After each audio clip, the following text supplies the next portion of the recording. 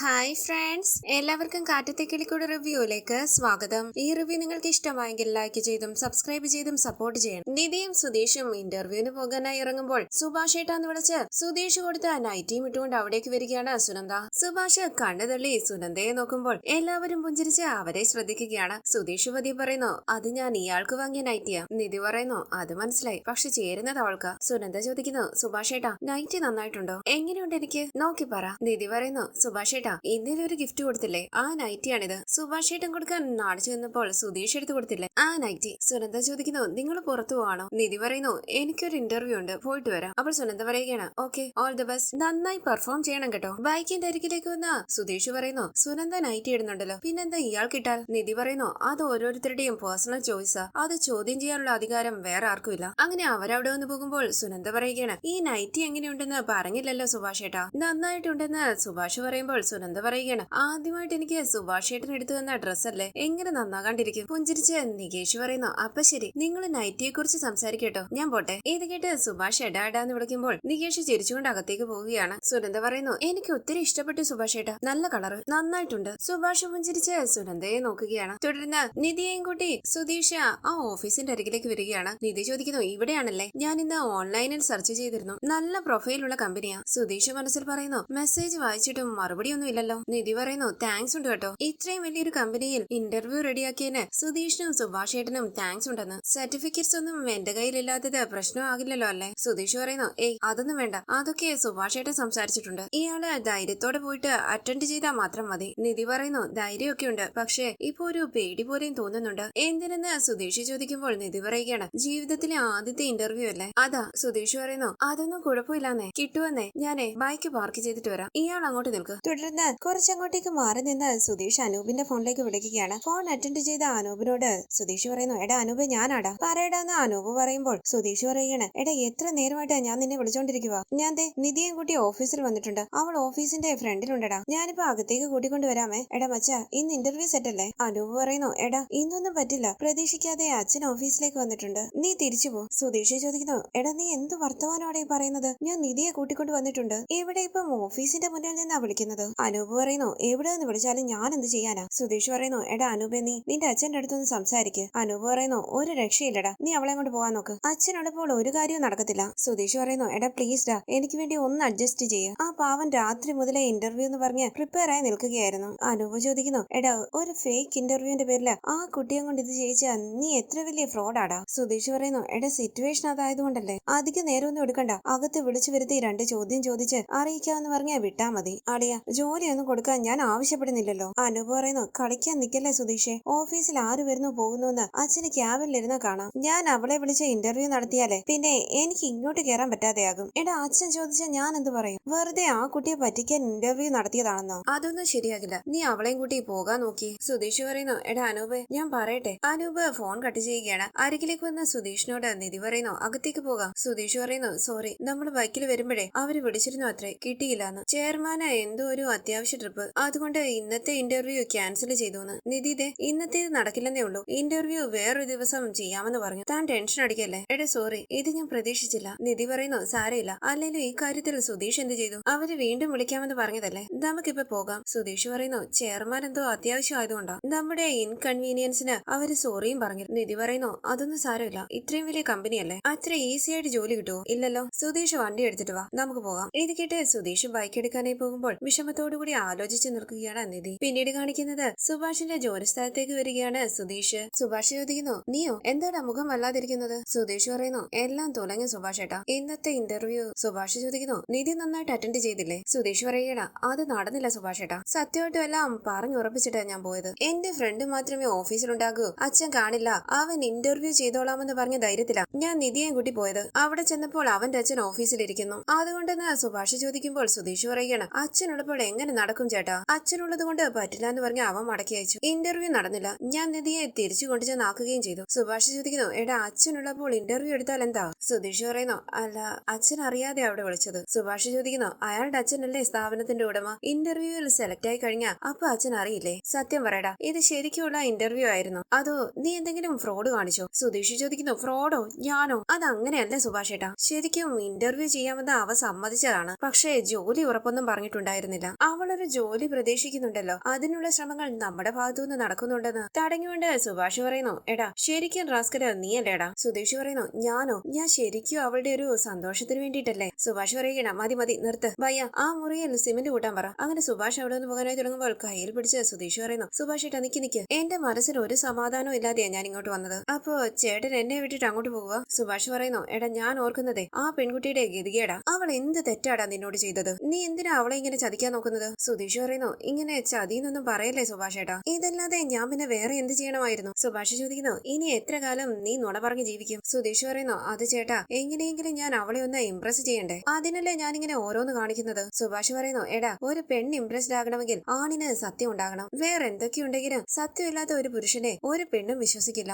അവള് മരിക്കേണ്ടി വന്നാലും ഒരു പെണ്ണിനെ കൊണ്ട് ഇഷ്ടം തോന്നിപ്പിക്കാൻ ഇമാതിരി പ്ലാനുകളൊന്നും ശരിയാകത്തില്ല സുധീഷ്. എടാ ഒരു പ്ലാൻ വരച്ച് ഇത്ര ഇഷ്ടിക, ഇത്ര ചാക്ക് സിമന്റ്, ഇത്ര ചാക്ക് മണലെന്നൊക്കെ നിശ്ചയിച്ച് ചിലപ്പം കെട്ടിടം പണിഞ്ഞു കയറ്റാം. പക്ഷേ മനസ്സുകൾ തമ്മിലുള്ള വിശ്വാസമേ അങ്ങനെ പറ്റത്തില്ല. എടാ ആദ്യം നീ എന്താണെന്ന് ആ കുട്ടിയൊന്ന് അറിയിക്ക്. ചീട്ടുകൊണ്ട് കൊട്ടാരം കെട്ടുന്നത് കൊണ്ട് നുണ കൊണ്ട് ജീവിതം കെട്ടിയുണ്ടാക്കാൻ ശ്രമിക്കരുത്. സുധീഷ് പറയുന്നു. അങ്ങനെയാണെങ്കിൽ നമ്മുടെ വീട്ടിലെ ഏറ്റവും നല്ല പയ്യൻ സുഭാഷ് ഏട്ടനല്ലേ? എന്നിട്ട് ഒരു പെണ്ണും സുഭാഷ് ഏട്ടനെ ലവ് ചെയ്യുന്നില്ലല്ലോ? സുഭാഷ് പറയുന്നു. ദേ അടിച്ചു നിന്റെ കണ്ണ് ഞാൻ പൊട്ടിക്കും. ഞാൻ പറയുന്നത് എന്ത്, നീ കേൾക്കുന്നത് എന്ത്? എടാ എന്നെ ആരും സ്നേഹിക്കുന്നില്ല എന്ന് ഞാൻ നിന്നോട് പരാതി പറഞ്ഞു. സുധീഷ് പറയുന്നു. ആ സുനന്ദയുടെ കാര്യമല്ലേ എന്റെ സുഭാഷ് ഏട്ടാ, അതൊന്നും ശരിയാകുന്ന കാര്യമല്ല. സുഭാഷ് പറയുന്നു. ദേ അതും ഇതും പറഞ്ഞ് രക്ഷപ്പെടാൻ നോക്കല്ലേ സുധീഷ്, ഞാൻ പറയുന്നത് ഇത്തിരി സീരിയസ് ആയിട്ടൊന്ന് കേൾക്ക്. ഒരു നുണ മറിക്കാൻ വേറൊന്ന്, അതിന് പിന്നാലെ മറ്റൊന്ന്. എടാ ഇങ്ങനെ നീ എവിടേക്കാ പൊക്കോണ്ടിരിക്കുന്നത്? നീ തന്നെ ഒരു വലിയ നുണയാണെന്ന് ഒരു ദിവസം ആ കുട്ടിക്ക് ഉറപ്പായിട്ടും മനസ്സിലാകും. അന്ന് അവളുടെ ഉള്ളില് നിനക്ക് ഒരു വിലയുണ്ടാകില്ല. ഞാൻ പറയുന്നത് നീ ഒന്ന് കേൾക്ക്. ചെന്ന് എല്ലാ സത്യങ്ങളും അവളോടൊന്ന് പോയി തുറന്നു പറ. സുധീഷ് ചോദിക്കുന്നു.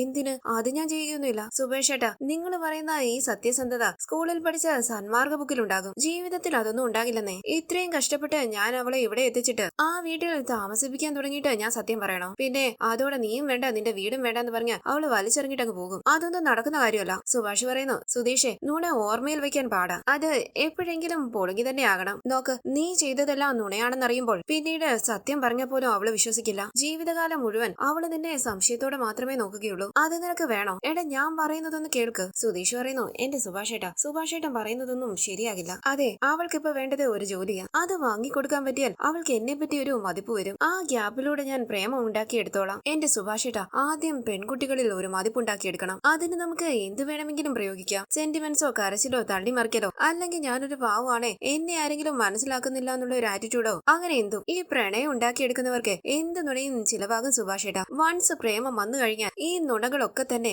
ആ പ്രേമം നേടിയെടുക്കുന്നതിനുള്ള വലിയ സമരമുറകളായി മാറും. ഇത്രയും കഷ്ടപ്പെട്ടിട്ടാണല്ലോ എന്നെ അയാള് സ്നേഹിച്ചതെന്ന് ഏത് പെണ്ണും വിചാരിക്കും. നിധിയും എന്നെ കുറിച്ച് അങ്ങനെ വിചാരിക്കും. സുഭാഷ് പറയുന്നു. പഠിക്കുന്ന കാലത്തെ നീ ക്ലാസ് കട്ട് ചെയ്ത് കുറെ സിനിമകൾ കണ്ടിട്ടുണ്ട്. അതിലെ നായകന്മാരാ നിന്റെ ഉള്ളിൽ ഇപ്പോഴും. ഇംപ്രസ് ചെയ്ത് ആളെ പ്രേമത്തിൽ കൊടുക്കുന്ന ടെക്നിക്ക് ഇപ്പോഴും നടക്കില്ല മോനെ. അങ്ങനെയുള്ളവന്മാരുണ്ടാകാം, അവരുടെ കിണിയില് ചില പാവം പെൺകുട്ടികള് വീണിട്ടും ഉണ്ടാകും. പക്ഷേ തന്റെ മുന്നിൽ നിൽക്കുന്നത് വെറും വ്യാജനായ, വെറും ഡ്രാമയ്ക്ക് വേണ്ടി കള്ളത്തരങ്ങൾ പറയുന്ന ഒരുത്തനാണെന്ന് മനസ്സിലാക്കുന്ന നിമിഷം അവര് മുഖത്ത് തുപ്പി ഇറങ്ങി അങ്ങ് പോകും. ആ ഗതി നിനക്ക് വരാതിരിക്കാൻ വേണ്ടിട്ടാ ഞാൻ ഇത്രയും നേരം സംസാരിച്ചത്. ഇനി നിന്റെ ഇഷ്ടം. അങ്ങനെ സുഭാഷ് അകത്തേക്ക് പോകുമ്പോൾ സുധീഷ് പറയുന്നു. ഇയാൾക്ക് വല്ല സുവിശേഷ പ്രസംഗത്തിനും പൊയ്ക്കൂടെ? പ്രേമം എന്താണെന്ന് അറിയാത്ത ജന്തു. പിന്നീട് കാണിക്കുന്നത് നിധിയുടെ അരികിലേക്ക് വന്ന ജ്യൂസ് നീട്ടിക്കൊണ്ട് നികേഷ് പറയുന്നു. ഇതാ എടുത്തി. അപ്പൊ നിധി ചോദിക്കുന്നു. ഇതെന്താ ജ്യൂസും ഒക്കെ ആയിട്ട്? നികേഷ് പറയുന്നു. ഇന്റർവ്യൂവിനൊക്കെ പോയി വന്നതല്ലേ? അപ്പോൾ നിധി പറയുകയാണ്. പോയെന്നേ ഉള്ളൂ, നടന്നില്ല. നികേഷ് പറയുന്നു. അതിന് വിഷമിക്കണ്ട, എന്നെങ്കിലും നടക്കുമല്ലോ, അത് മതി. നിധി പറയുന്നു. നടക്കുമായിരിക്കും. എടാ നികേഷേ, ഞാൻ നിന്നോടൊരു കാര്യം ചോദിക്കാൻ ഇരിക്കുകയായിരുന്നു. നിങ്ങളുടെ അമ്മായിയില്ലേ സുനന്ദയുടെ അമ്മ, അവര് നിങ്ങളുടെ വില്ലേജിനൊക്കെ ഇത്ര വഴക്കടിച്ച് നിൽക്കാൻ എന്താ കാരണം? സുനന്ദ ഇന്നാളൊരു ദിവസം പറയുകയായിരുന്നു ഈ വീട്ടിലെ പെണ്ണുങ്ങൾ വാഴില്ലെന്ന് അവളുടെ അമ്മ പറയുമായിരുന്നു അത്രേ. അതെന്താ നികേഷേ കാരണം? ഞാൻ ചോദിച്ചത് തെറ്റായി പോയെങ്കിൽ സോറി. നികേഷ് പറയുന്നു. എന്ത് തെറ്റായെടുത്തി? ബന്ധുക്കള് മാത്രമല്ല നാട്ടുകാരും അങ്ങനെ തന്നെയല്ലേ പറയാറ്. ഒരാളെ പറ്റിയോ ഒരു സ്ഥലത്തെ പറ്റിയോ എന്തെങ്കിലും തെറ്റായിട്ട് ആരെങ്കിലും പറഞ്ഞാൽ അത് പെട്ടെന്ന് പ്രചരിക്കും. അതുപോലെയാ ഞങ്ങളുടെ വീടിനെ പറ്റിയും പറയുന്നത്. കൂട്ടത്തിൽ അച്ഛന്റെ കുടിയും വഴക്കുണ്ടാക്കലും കൂടി ആയപ്പോൾ ആളുകൾ പറഞ്ഞു കൊഴിപ്പിച്ചു. നിധി ചോദിക്കുന്നു. അമ്മ മരിച്ചേ പിന്നെയാണോ അച്ഛൻ ഇങ്ങനെ ആയത്? നികേഷ് പറയുകയാണ്. അമ്മ പോയതിനു ശേഷം അച്ഛൻ വേറെ കല്യാണം കഴിച്ചു അത്രേ. പക്ഷേ അവരും അധികകാലം ഇവിടെ നിന്നില്ല. അത് കല്യാണമായിരുന്നോ അതോ അവരെ കൂട്ടിക്കൊണ്ടു വന്നതാണോ എന്ന് എനിക്കറിയില്ല. അമ്മായും വല്യച്ഛനും ആ കാലം മുതലേ അച്ഛനുമായിട്ട് വഴക്കാം. പിന്നെ അമ്മ മരിച്ചതിന് ശേഷം അച്ഛൻ കുറെ നാളെ ജയിലിലായിരുന്നു. അമ്മ അച്ഛൻ കൊന്നതാണെന്നാ പോലീസുകാർ പറഞ്ഞത്. ഇത് കേട്ട് ഞെട്ടി നിധി ചോദിക്കുന്നു. കൊന്നതോ? എന്തൊക്കെയാ നീ പറയുന്നത്? നികേഷ് ചോദിക്കുന്നു. അപ്പോ സുധീഷ് ഏട്ടൻ ഇതൊന്നും പറഞ്ഞിട്ടില്ലേ? ഇല്ലെന്ന് നിധി പറയുമ്പോൾ നികേഷ് പറയുകയാണ്. സത്യം ഞങ്ങൾക്കും അറിയില്ല ഏട്ടത്തി, പോലീസ് അങ്ങനെയാ പറഞ്ഞത്. അച്ഛൻ അതേപറ്റി ആണെന്നോ അല്ലെന്നോ ഒന്നും പറഞ്ഞിട്ടില്ല.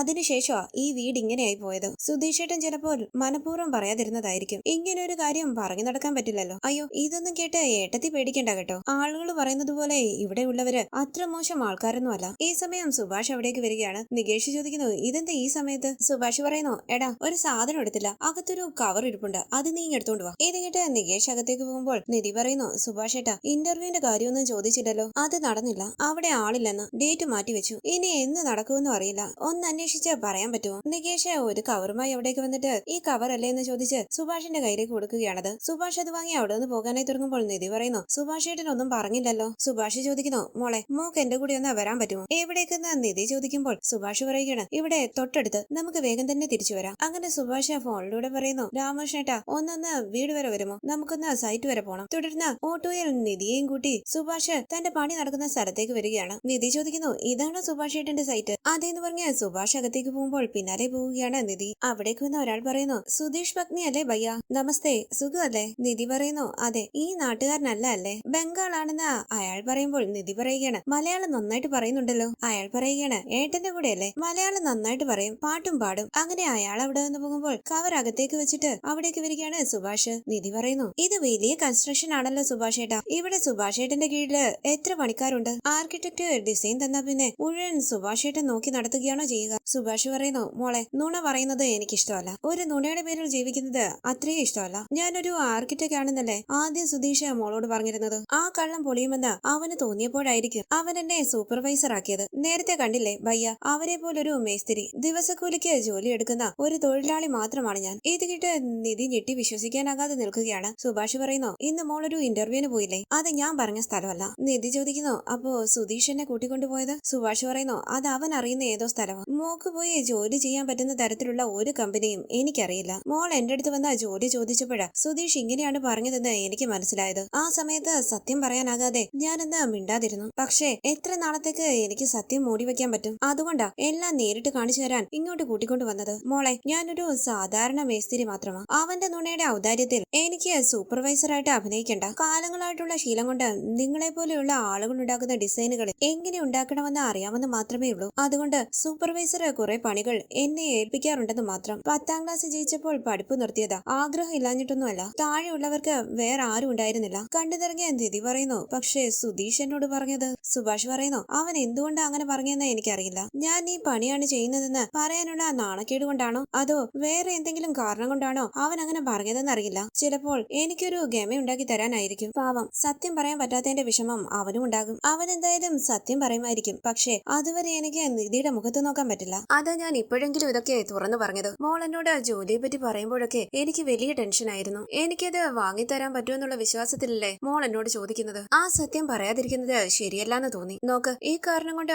മോക്ക് സുധീഷിനോട് ദേഷ്യമൊന്നും തോന്നണ്ട. അവനത്ര കുഴപ്പക്കാരനൊന്നുമല്ല. പിന്നെ ചെറുപ്പം മുതലേ ഇങ്ങനെയൊക്കെ തന്നെയല്ലേ വളർന്നത്. അപ്പോ ആദ്യമായിട്ട് കാണുന്നവരോടൊക്കെ അവനിങ്ങനെ വലിയ വലിയ ബെഡായികളൊക്കെ തട്ടിവിട്ടങ്ങ് ശീലമായി പോയി. സത്യം പറയാതെ മോളെ പറ്റിക്കാൻ എനിക്ക് തോന്നിയില്ല, അതുകൊണ്ട് പറഞ്ഞു പോയതാ, സോറി. അത് സാരമില്ലാന്ന് നിധി പറയുമ്പോൾ സുഭാഷ് പറയുകയാണ്, പക്ഷേ എനിക്കറിയാവുന്ന എഞ്ചിനീയേഴ്സിനോടൊക്കെ ഞാൻ ചോദിക്കാം, പറ്റുന്ന സഹായം ഞാൻ ചെയ്യുകയും ചെയ്യാം. വെരി സോറി മോളെ. നിധി പറയുന്നു, അയ്യോ എന്തിനാ സുഭാഷ് ഏട്ടൻ സോറി ഒക്കെ പറയുന്നത്? സുഭാഷ് ഏട്ടൻ തെറ്റൊന്നും ചെയ്തിട്ടില്ലല്ലോ. എല്ലാ ദിവസവും ജോലി ജോലി എന്ന് പറഞ്ഞ് ശല്യപ്പെടുത്തിയത് ഞാനല്ലേ? അതിന് ഞാനാ സോറി പറയേണ്ടത്. ഞാൻ വരട്ടെ. അങ്ങനെ നിധി ഓട്ടോയിൽ അവിടെ നിന്ന് പോവുകയാണ്. സുഭാഷ് വിഷമത്തോടുകൂടി നിൽക്കുന്നു. അങ്ങനെ ഇന്നത്തെ എപ്പിസോഡ് അവസാനിച്ചു. ഇനി അടുത്ത എപ്പിസോഡ് പ്രൊമോ റിവ്യൂ. സുഭാഷ് വൈകുന്നേരം ജോലി കഴിഞ്ഞ് വീട്ടിലേക്ക് മടങ്ങിയെത്തുമ്പോൾ സുഭാഷിന്റെ അരികിലേക്ക് വരികയാണ് ഹരീഷും നികേഷും. നികേഷ് നിധിയെ കുറിച്ച് ചോദിക്കുമ്പോൾ ഹരീഷ് ചോദിക്കുന്നു, സുഭാഷ് ഏട്ടൻ എന്തിനാ ഏട്ടത്തിയെ സൈറ്റിൽ കൊണ്ടുപോയത്? സുഭാഷ് പറയുന്നു, എന്റെ ജോലി എന്താണെന്ന് അവളൊന്ന് നേരിട്ട് കണ്ട് ബോധ്യപ്പെടട്ടെ എന്ന് കരുതിയാ. അങ്ങനെ നിധിയോട് സത്യങ്ങളെല്ലാം തുറന്നു പറഞ്ഞ കാര്യം പറയുകയാണ് സുഭാഷ്. പിന്നീട് കാണിക്കുന്നത് റോഡ് സൈഡിൽ സുധീഷ് വരുന്നത് കാത്തിരിക്കുകയാണ് നിധി. സുധീഷ് അവിടേക്ക് വരുമ്പോൾ ദേഷ്യത്തോടു കൂടി നിധി പറയുന്നു, ഞാൻ എന്ത് വേണമെങ്കിലും സഹിക്കും, പക്ഷേ നുണ അതെനിക്ക് സഹിക്കാൻ പറ്റില്ല. നിങ്ങളൊരു പേരും കള്ളനാ. നിങ്ങളെ കുറിച്ച് ആലോചിക്കുമ്പോഴേ എനിക്ക് പേടിയാകുന്നു. അങ്ങനെ ദേഷ്യത്തോടു കൂടി നിധി അവിടെ നിന്ന് പോവുകയാണ്. നിധി വീട്ടിലെത്തിയിട്ടില്ല എന്നറിഞ്ഞ സുധീഷ് ടെൻഷനോടുകൂടി നിധിയെ അന്വേഷിച്ചു പോകുന്നു. ബസ്സിലും വഴിയിലുമെല്ലാം നിധിയെ അന്വേഷിക്കുകയാണ് സുധീഷ്. വരാനിരിക്കുന്ന എപ്പിസോഡ് വിശേഷങ്ങളുമായി വീണ്ടും കാണാം. Thank you for watching. Please subscribe, like, share my channel.